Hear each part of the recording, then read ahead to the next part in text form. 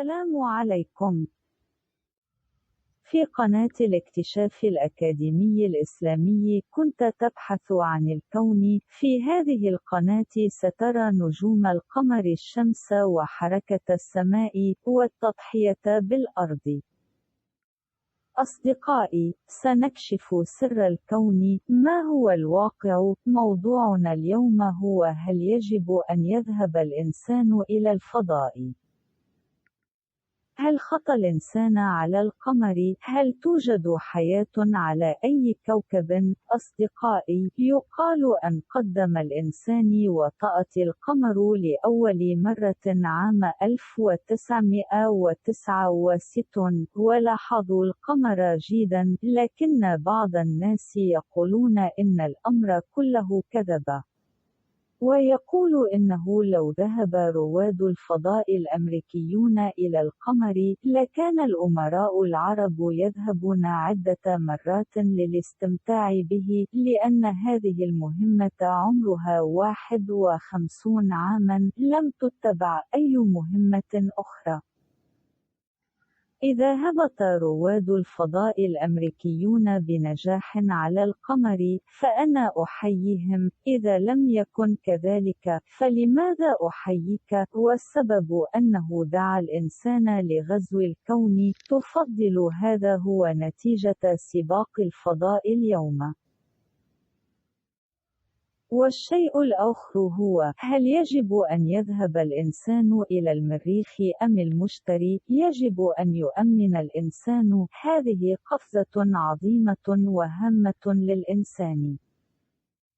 وفقا للخبراء الودودين، يقع المريخ على مسافة 7.8 مليار كيلومتر من الأرض. المريخ أصغر بحوالي مرة واحدة من الأرض. قدمت مهمة الفضاء فايكنج إلى المريخ في عام 1976 معلومات مفصلة،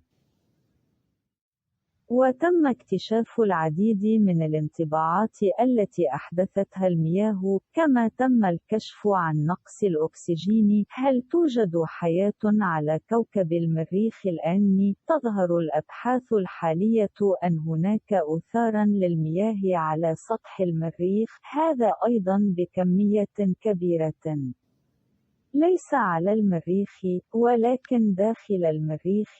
إذا كان هناك ماء على سطح المريخ فيجب استخراج الماء عن طريق الكشط، لكن كل معلومات عالم الفلك خارجة عن فهمنا. إنها 6 درجة تحت الصفر، ولكن لا يوجد ثلوج. أيها الأصدقاء، يختلف وقت ومكان كوكب المريخ عن مكان وزمان الأرض. لن يكون المريخ نقطة توقف كاملة، بل توقف مؤقت.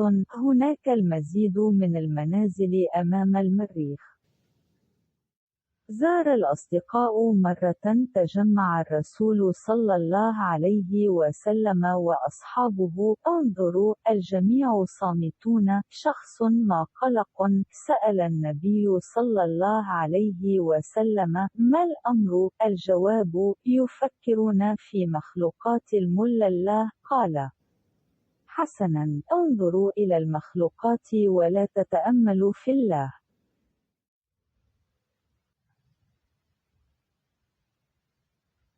اسمع، هناك أرض بيضاء في هذا الغرب، وهي على بعد 40 يوما من الشمس. هناك يعيش مخلوق من الله، من لم يعص الله ولو للحظة. فقال الصحابة: فأين منهم الشيطان؟ قال النبي صلى الله عليه وسلم: لا يعلمون حتى هل الشيطان مخلوق أم لا. سأله الصحابة: عما إذا كان إنسانا إذن؟ قال: إنه لا يعرف حتى ولادة حضرة. الآن علينا أن ننظر في الحديث أي نوع من المخلوقات هو، إلا أن قول الرسول صلى الله عليه وسلم هذا كاف لتشجيع الإنسان في الفضاء. أصدقائي، الإمارات العربية المتحدة تتخذ الآن الخطوة الأولى على كوكب المريخ. هذه رحلة صعبة للغاية، يجب علينا جميعا أن نصلي من أجل نجاح الإمارات في الفضاء. وفق الله الإمارات. أيها الأصدقاء، اشترك في هذه القناة للحصول على مزيد من المعلومات. الفيديو التالي هو نوع المشهد الذي كان في الفضاء قبل إنشاء الكون.